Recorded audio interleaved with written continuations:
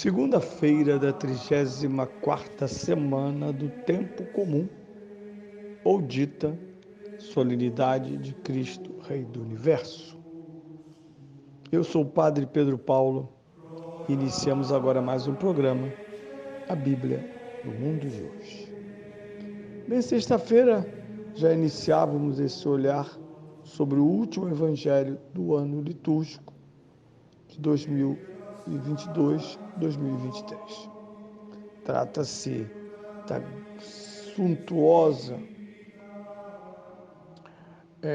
cena do juízo universal, desenhado há milênios nas paredes das igrejas, em quadros, bem representado pela capacidade pictória da narração de São Mateus.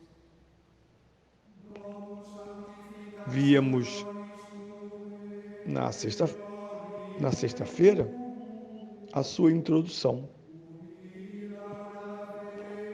De que maneira ocorreria, ou melhor, ocorrerá? É muito interessante porque eu dizia na sexta-feira, não se trata de uma parábola. Jesus contou-lhes uma parábola, não contou parábola. É uma revelação em linhas estruturantes de o que ocorre com o retorno de Cristo. Por isso, esse domingo passado e a semana representam a afirmação do decoro régio de Cristo, Rei e Juiz.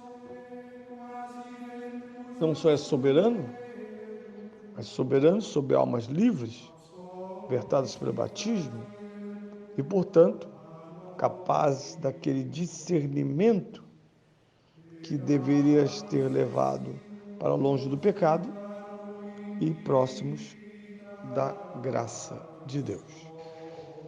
Por isso, Jesus é incólume, não há concessões. Talvez estejamos atribuindo a Deus, ao menos como brasileiros, essa imagem de um pai bobalhão, fraco, que consegue. Salvação significa um arranjo que ele faz para adaptar nossa vida de pecado com o céu. Aquele pai que perdoa todas as dívidas e basta. Mas não é essa imagem que temos no juízo final. Não. Vi com todo o poder e toda a glória.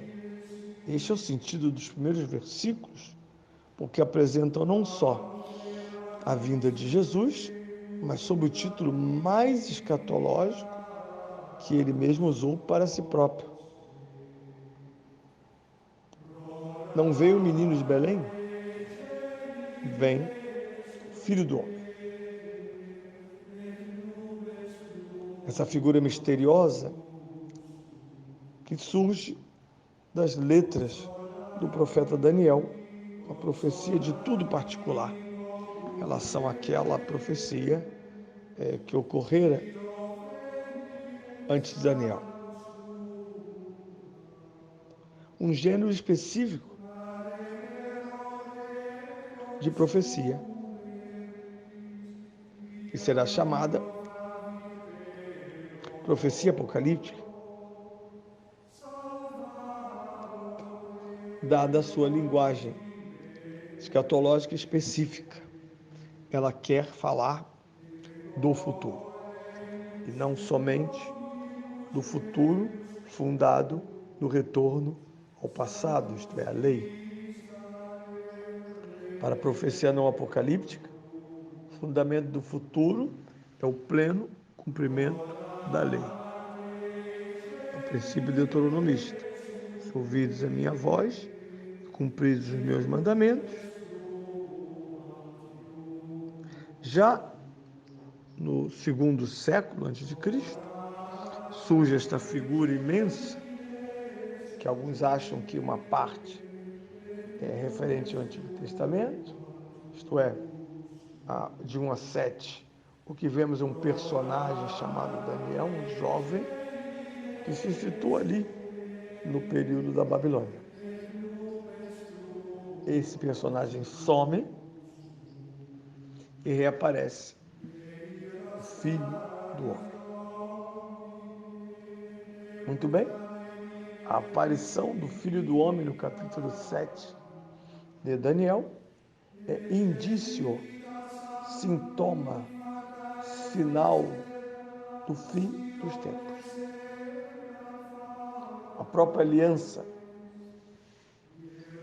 que já Ezequiel, o profeta, diz: farei nova aliança convosco.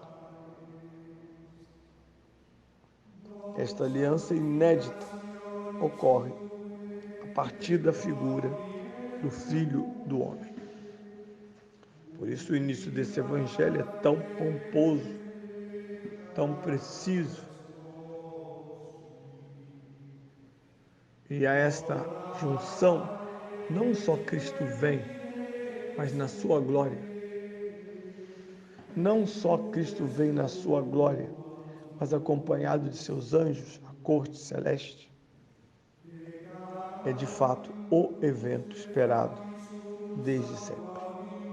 E Jesus o anuncia com palavras precisas, que não significa que materializemos o evento, ele é bem maior, mas significa que temos um parâmetro para identificar esta presença definitiva de Cristo, que define o futuro da humanidade.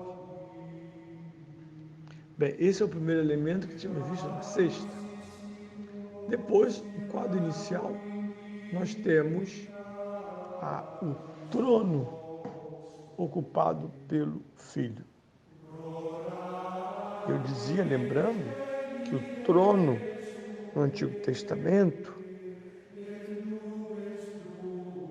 e mesmo numa obra importante cristã como o Apocalipse, é o trono do Pai,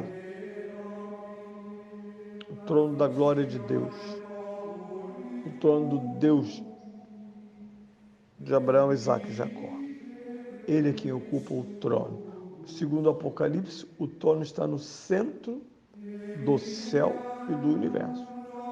Quando no capítulo 4 ele é içado para ver o céu, o que ele vê é um trono branco, vazio, mas há alguém no trono. Há alguém no trono. O trono é a imagem daquele que está sentado no trono. E o trono significa o centro de poder, a partir do qual, com coroa e cetro, o rei governa o seu reino. Então a presença do trono é a presença do poder divino sendo aplicado. E nesse caso, na sua máxima extensão, o texto diz: todas as nações serão reunidas na sua presença. Portanto, não é o julgamento de Israel, nem o julgamento dos cristãos, é o julgamento de Israel, dos cristãos e de todo ser vivo. Os que o ignoram ou que o negam serão somente por ele julgados. O julgamento é a avaliação da vida, primeiramente, cristã, e segundo, é também, como veremos, aquilo que é tão próprio da justiça bíblica, a retribuição.